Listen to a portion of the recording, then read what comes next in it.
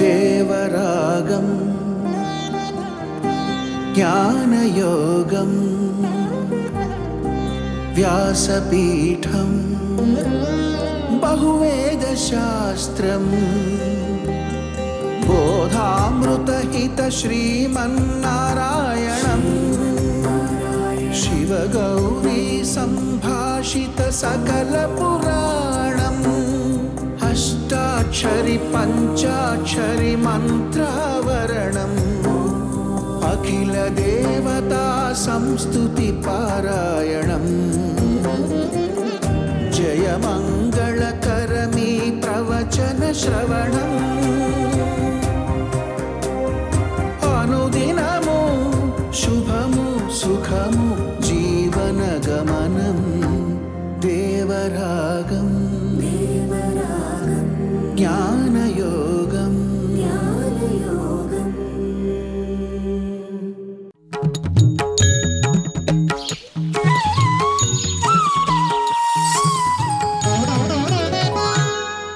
ఆపదామపహర్తారం దాతారం సర్వసంపదాం లోకాభిరామం శ్రీరామం భూయో భూయో నమామ్యహం. జై శ్రీమన్నారాయణ. ప్రియ భగవద్బంధువులారా, 6వ అధ్యాయంలో శ్రీకృష్ణుడు చేసేటటువంటి సాధన వల్ల కలిగే ఫల దశలని వివరిస్తున్నాడు. సాధనకి యోగం అని పేరు. సాధించాల్సినటువంటి లక్ష్యానికి కూడా యోగము అనే పేరు. యోగం వల్ల సాధించేది కూడా యోగమే. కానీ సాధనగా ఉండే యోగము కర్మ, ఫలితంగా ఉండే యోగం ఆత్మ సాక్షాత్కారం. అంటే తనని గురించి తను స్పష్టంగా తెలుసుకుని ఉండడం అని అర్థం. మనని గురించి మనం తెలుసుకోవడానికి ఎంత కష్టపడాల్సి వస్తుందో కృష్ణుడు చెప్పేదాన్ని బట్టి మనకి అర్థం కావాలి. అబ్బో నాకంటే నాకు బాగా తెలుసునండి, I know by myself, నా గురించి ఎవరేం చెప్పక్కర్లేదు, నాకు అన్నీ తెలుసును, ఇలా అనుకునే వాళ్ళని చాలామందిని మనం గమనిస్తుంటాం. కానీ మన గురించి మనకి తెలియడమే చాలా కష్టం.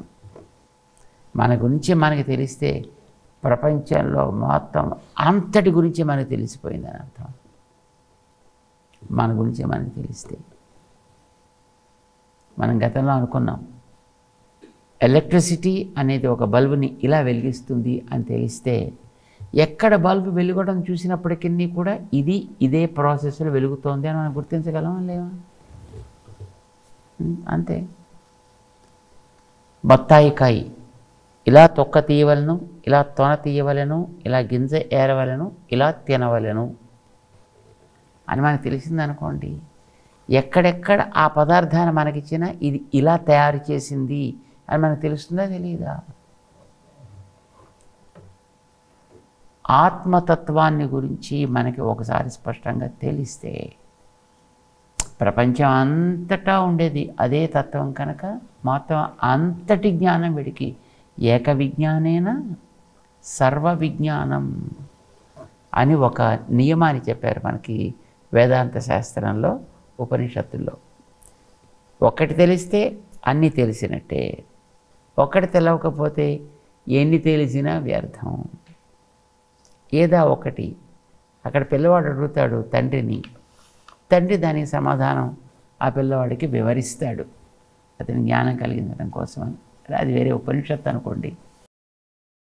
భగవద్గీతలో 6వ అధ్యాయంలో 31వ శ్లోకంలో శ్రీకృష్ణుడు 4 మెట్లుగా చెప్పినటువంటి ఆ నేనంటే ఏమిటో తెలుసుకోవడం, ఆత్మ సాక్షాత్కారం అనే యోగ దశని 3వ దశ ఏమిటో వివరిస్తున్నాడు.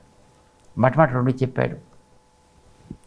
29, 30 శ్లోకాల్లో 2 దశలు చెప్పాడు. 29వ శ్లోకంలో ఏం చెప్పాడంటే, ఎక్కడ శరీరం ఉన్నా ఆత్మ ఉంటుంది.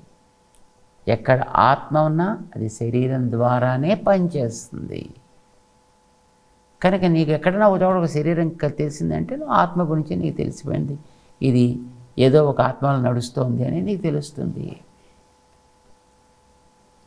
రెండవ దశలోకి వచ్చేటప్పటికి ఈ ఆత్మలన్నీ ఒకే రకంగా ఉంటాయో, అది కుక్కలో ఉన్నా, మనిషిలో ఉన్నా, మరి దేవతల్లో ఉన్నా, ఎవ్వరిలో ఉన్నా సరే, అది బ్రహ్మలో ఉన్నా, రుద్రుడిలో ఉన్నా, ఇంద్రుడిలో ఉన్నా, మనిషిలో ఉన్నా, అది బ్రాహ్మణుల్లో ఉన్నా, హరిజనుడిలో ఉన్నా, కుక్కలో ఉన్న, పిల్లిలో ఉన్న, కీటకంలో ఉన్న, చెట్టు, చామ, మొక్క, పుట్ట, ఎందులో ఉన్న జీవులందరూ సమాన ఆకృతి కలవాళ్ళు. జ్ఞానం అనే ఆకారమే వాళ్ళది. భౌతికంగా ఉండేటువంటి మన ఇంద్రియాలకి కనిపించేటటువంటి ఆకృతి కాదది. జ్ఞానాన్ని గుర్తించగలిగినటువంటి మనస్సుకి మాత్రమే గోచరించేది. విశుద్ధ మనసా గ్రాహ్య అని అంటుంది దానికి శాస్త్రం మనకి. అంచేత మనం ఆలోచనతోటి, జ్ఞానంతో గుర్తించాల్సిందే జ్ఞానాకారమైనటువంటి ఆత్మని తప్ప మరో రకంగా కాదు. అర్థాత్ ఈ కనిపించేటువంటి సకల వస్తువులు కూడా జ్ఞానాకారం కలిగిన జీవుడి మీద ఆధారపడ్డవే. ఇది మొదటి మెట్టు చెప్పాడు. రెండవ మెట్లో అలాంటి ఈ జీవులందరూ కూడా తేడాలు ఉండవు. ఒకడు పొడుగు, ఒకడు పొట్టి, ఒకడు గొప్ప, ఒకడు తక్కువ, ఇలాంటి జీవుల్లో తేడాలు ఏముండవు. జీవులందరూ కూడా సమానమైనటువంటి ఆకృతి, సమానమైన యోగ్యత, జ్ఞానం అనేటటువంటిది ఆకారముగా, గుణముగా కలిగిన వ్యక్తులే అందరి జీవులు కూడా. మరి ఈ తేడాలన్నీ ఎందుకు వచ్చాయి? వాడికి ఉండేటువంటి కర్మ ప్రభావం చేత ఏర్పడ్డ దేహాల్లో మార్పులు అంతే తప్ప జీవులలో మార్పులు కాదు, కర్మలలో మార్పులు. ఇది రెండవ మెట్టు చెప్పాడు. అంటే శరీరం కంటే వేరేని చెప్పాడు, వాళ్ళలో సమానత ఉంటుంది అని చెప్పాడు. ఆ పైన ఈ జీవులందరూ కూడా, జ్ఞానాకారం కలిగిన జీవులందరూ కూడా ఒకే దేవుడితోటి నడుస్తున్నటువంటి వాళ్ళు. ఇది మూడవ మెట్లోకి వెళ్ళేదో చెప్పాడు 31వ శ్లోకంలో. ఏమని? సర్వభూతస్థితం యో మాం భజత్యేకత్వమాస్థితః సర్వదా వర్తమానోపి స యోగీ మయి వర్తతే. సర్వభూతస్థితం, నేను సకల భూతాలకి కూడా ఆధారమై ఉన్నా. సరే, భూతాలన్నీ వేరువేరుగా ఉన్నాయి కదా. జంతువులు ఒక చోట ఉన్నాయి, మనుషులు ఒక చోట ఉన్నాయి, దేవతలు ఇంకో చోట ఉన్నారు, స్థావరాలు మరో చోట ఉన్నాయి. అందరిలో జీవుడు ఉన్నాడని మనం అనుకున్నాం కనుక జీవుడు కూడా వేరువేరుగా ఉన్నారు. ఈ జీవులు భగవంతుడి మీద ఆధారపడ్డారు. తస్యాహం న ప్రణశ్యామి సచమేన ప్రణశ్యతి అని రెండో మెట్లో చెప్పాడు కనుక వీడిని ఎప్పుడు కూడా దేవుడు నడిపిస్తున్నాడు. దేవుడు నడిచినట్టుగానే వాడు, ఆ ప్రకృతి కూడా నడుస్తున్నాయి. ఇది రెండో మెట్లో తెలిసిపోయింది. కానీ ఇప్పుడు మూడో మెట్లో చెప్పదలుచుకుంది ఏంటంటే, నన్ను నడిపించే దేవుడు, అక్కడుండే నిన్ను నడిపించే దేవుడు, ఇంకో చోటు ఉండే వాణ్ణి నడిపించే దేవుడు, వీళ్ళు వేరా. మరి ఇప్పుడు లోకంలో అదే కానీ పెద్ద పెద్ద గడిబిళ్ళు అంతాను. మా దేవుడు, మీ దేవుడు, మా దేవుడు గొప్ప, మీ దేవుడు గొప్ప. ఇది రకరకాల వాదనలు లోకంలో ఇప్పుడు బయలుదేరుతున్నాయి. బయలుదేరి దానివల్ల రకరకాల రక్తపాతం, మార్పుడులు, ధనం, వ్యసనాలు, వ్యర్థాలు ఎన్ని సాగుతున్నాయి తెలియదు. దానికి ఈ పేరు మీద జరగనటువంటి అరాచకం లేదు. ఎందుకని అంటే ఆ వెనకాతను నడిపించేటువంటి దేవుణ్ణి గుర్తించకపోవడం చేత. లేదు, గుర్తించిన దేవుడు నావాడు వేరు, నువ్వు గుర్తించుకున్న దేవుడు నీకు వేరు అనుకోవడం వల్ల. దేవుళ్ళు ఇంతమంది ఉంటారా? ఇందరి జీవులను నడిపించే దేవుళ్ళు వేరా?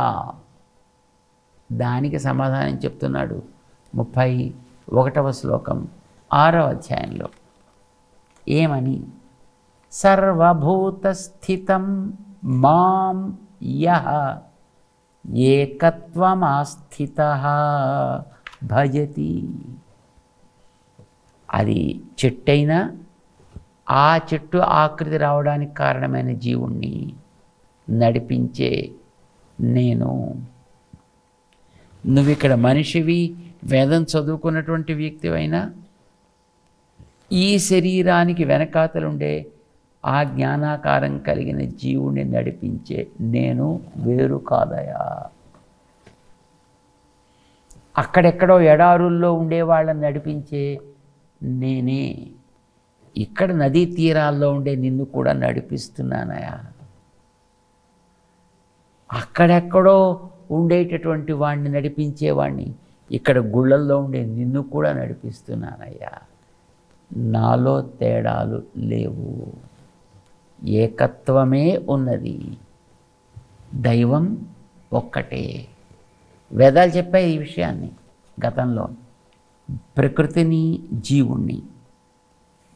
ఈశతే దేవ ఏకః క్షర ఆత్మానా వీశతే దేవ ఏకః.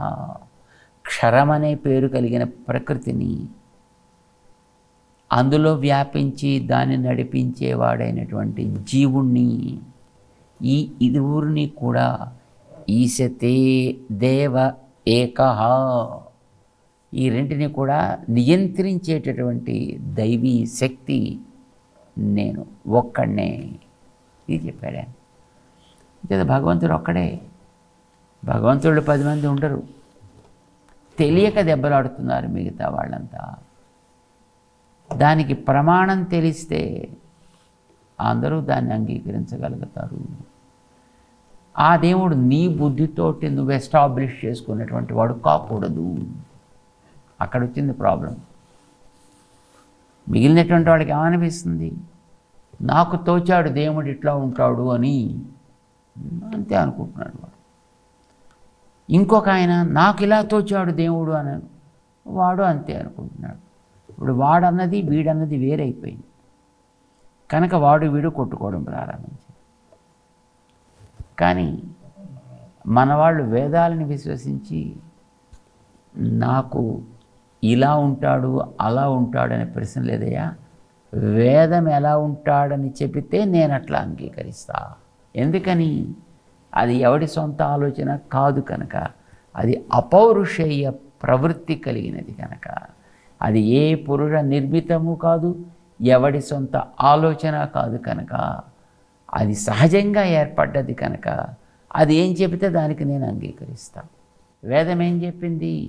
ఏకః స ఏకః సయ ఏవం విత్ అస్మాన్ లోకాత్ ప్రేత్యా. స ఏకః, వాడు ఒక్కడే. సయ ఏవం విత్, ఎవడు వాణ్ణి ఒక్కటి అని తెలుసుకుంటాడో వాడు మాత్రమే అస్మాన్ లోకాత్ ప్రేత్యా, వాడు మాత్రమే ఈ బంధాల నుంచి విడువడగలుగుతాడు. వాడు మాత్రమే ఉత్తమ లోకాలకి చేరగలుగుతాడు. మరి అంగీకరించకపోవడానికి కారణం వీడి పుణ్యపాపాలు మోసుకు తిరుగుతున్నాడు. వీడి మీద సంస్కారాలు, రజస్తమో గుణాల చేత పేరుకున్నటువంటి వాటి వల్ల వీడిలో ఏర్పడేటటువంటి పుణ్య పాపాల తారతమ్యం చేత వీడికి కలగవలసినటువంటి జ్ఞానం వక్రంగా కలుగుతోంది. అవి తొలగాలి, పాపాలు తొలగాలి, పుణ్యాలు కూడా తొలగాలి. అదేమంటారు? పుణ్యాలు కూడా పోవాలి, పుణ్యాలు కూడా పోవాలి. పాపాలే కాదు పుణ్యాలు కూడా పోవాలి. అదేమిటండి? పుణ్యాలు మంచివే కదండి. అంటే పుణ్యాలు అనేటటువంటివి నిన్ను కట్టి పెట్టే బంగారపు గొలుసులు, పాపాలనేవి నిన్ను కట్టి పెట్టే ఇనప గొలుసులు, కర్ర గొలుసులు. ఏదైనా ఒకటే, కర్ర గొలుసు అయినా ఒకటే, ఇనప గొలుసు అయినా, రాతి గొలుసు అయినా ఒకటే, బంగారపు గొలుసు అయినా ఒకటే, నేను కదలకుండా కట్టి పెట్టడానికి. కట్టే అవసరం లేదు కనుక అసలు గొలుసే అక్కర. అది బంగారంతో చేయనివ్వండి, కర్ర ముక్కతో చేయనుడు నాకెందుకు, అది అవసరం లేదు. చేత పాపం నీకు ఎంత వదలదగినదో పుణ్యం అంతకంటే ఇంపార్టెంట్గా వదలదగినది. ఇవి రెండు వదిలినప్పుడు మాత్రమే ఎవడు వదలగలుగుతాడు? బుద్ధిమంతుడు. ఎవడైతే సాధన చేస్తాడో, ఎవడు తెలుసుకుంటాడో, ఆ తెలుసుకున్న వాడి పేరు విద్వాన్. తథా విద్వాన్. ఈ విధంగా ఎవడైతే చేస్తాడో తదా విద్వాన్, అప్పుడు మాత్రమే వాడు మాత్రమే పుణ్యపాపే విధూయ, అటు పుణ్యాన్ని ఇటు పాపాన్ని రెంటిని కూడా శుభ్రంగా దులిపి పారవేసుకొని, గుర్రం లేచినప్పుడు తన ఒంటికంటుకున్న ధూళిని ఎట్లాగైతే ఒక్కసారి దులిపి మొత్తం అన్ని వైపులకి కొట్టి తాను మళ్ళీ మంచిగా నిలబడుతుందో, అట్లాగా ఈ జీవుడు తన మీద ఇంతవరకు పేరుకున్నటువంటి పుణ్యపాపే విధూయ, ఆ రెంటిని కూడా ఒకసారి దులిపి పారవేసి, నిరంజన, ఏ పైన లేపనము లేకుండా ఎప్పుడైతే అవుతాడో అప్పుడు మాత్రమే పరమం సామ్యం ఉపైతి, అప్పుడు మాత్రమే వీడు భగవంతుని యొక్క సాయుధ్యాన్ని చేరగలుగుతాడు. అప్పుడు మాత్రమే వీడు ఆ తత్వాన్ని చేరగలుగుతాడు. అప్పటిదాకా వీడికి బంధాలను తిరుగుతూ ఉంటాడు వీడు. అప్పుడు ఆ ఒకటైనటువంటి తత్వాన్ని వీడు చేరగలుగుతాడు. దానికి సాధన కావాలి. వెనకాతలు ఉండేటువంటి వాడు ఒక్కడే అని తెలియాలి. భగవంతుడిలో తేడాలు ఉండవు. అయితే ఆ భగవంతుడు ఎలా ఉంటాడు అనేటువంటి నా ఎక్స్పీరియన్స్ అవసరం లేదు, నా జ్ఞానం అక్కడ అవసరం లేదు, నా తెలివి అక్కడ అవసరం, నా తర్కం అక్కడ అవసరం లేదు. అందుకోసం మనకి వేదం కూడా తంతో ఔపనిషదం పురుషం పృచ్ఛామి, వేదాలు ప్రతిపాదించిన తత్వమేదో అది నాకు చెప్పవా. వాళ్ళు ప్రశ్న వేసింది కూడా అట్లానే ప్రశ్న వేశారు. ఎందుకంటే మన అనుభవాలన్నీ కూడా సీమితాలు అవుతాయి, పరిమితాలు ఉంటాయి, మనకెన్నో రకాల హద్దులు ఉన్నాయి. ఒక హద్దు దాటి మనం చూడలేని తెలుసుకోలేము ఎంత ప్రయత్నం చేసేవాడికైనా. అందుకోసం జ్ఞాన నిధులుగా ఉండేటటువంటి వేదాలు మనకి నిరూపణ చేసి చెప్పాలి. దాన్ని మనం సాధన చేసి దాన్ని గమనించాలి. అయితే అది ఎప్పుడు? సర్వదా వర్తమానోపి సయోగి మయి వర్తతే. సర్వదా వర్తమానోపి, మొదట్లో ఎట్లా ఉంటుంది?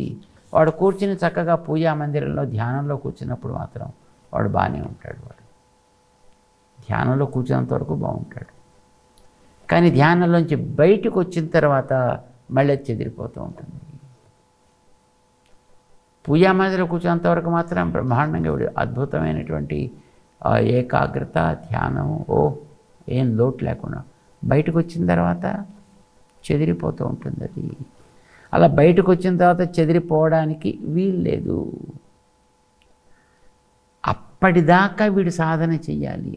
ఆ బయటకు వచ్చిన ఎక్కడున్నా, దేంతో ఉన్నా, ఏ పని చేస్తున్నా వీడిలో ఏకత్వ భావన చెదరని స్థితి దాకా వీడు వెళ్ళగలగాలి. వీడు అంటే ఏది చేస్తున్నా భగవత్ సేవ చేస్తున్నట్టే వీడు భావించగలగాలండి. Serve all beings as a service to God అనేది మనకు అక్కడ దాకా వెళ్ళి, మాధవ సేవగా సర్వప్రాణి సేవ అని మనం అనుకుంటామే, దీనికి లక్ష్యం అక్కడికి వెళ్ళాలండి. ఇలా ఉండేటి మహనీయులు ఉన్నారండి.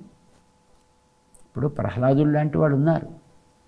ప్రహ్లాదుడికి పిల్లలతో ఆడుకుంటున్నా భగవంతుడితో ఆడుకుంటున్నట్టే ఉండే, గురువుల దగ్గర పాఠం చదువుతున్నా భగవంతుడి దగ్గర చదువుకుంటున్నట్టే అనిపించేది, తండ్రితోటున్నా భగవంతుడితో ఉన్నట్టే అనిపించేది. కనుక తండ్రి మీద తనకి ద్వేషం కలగల. తండ్రి తనకి విషం ఇచ్చినా అది కూడా భగవంతుడి స్వరూపమే అని భావించగలిగేటటువంటి పాక దశ ఉంది. కనుక అతనికి విషం అతన్ని ఏమీ చేయలేదు. ఏనుగులు అతన్ని తొక్కలేదు, నిప్పులు అతన్ని కాల్చలేదు, నీరు అతన్ని తడపలేదు. అతనికి ఆ దృష్టి ఉంది. సర్వదా వర్తమానోపి మయి వర్తతే.